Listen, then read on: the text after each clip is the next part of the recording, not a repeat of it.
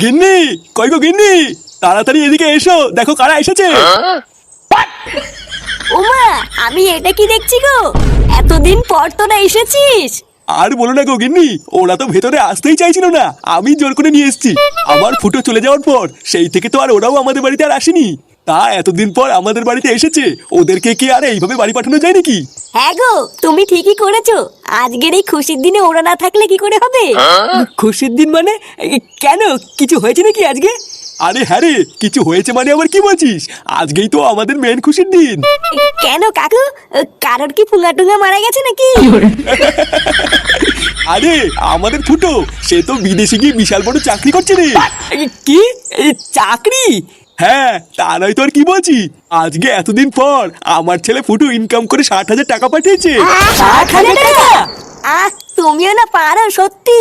দেখছো যে ছেলেগুলো এতদিন পর আমাদের বাড়িতে এসেছে, একটু খাওয়া দাওয়া করুক তারপরে গল্প করো। ইয়ে মানে না না কাকিমা, আমরা আজকে আর কিছু খাবো না, আমাদের লেউড়া পেট ভরে গেছে।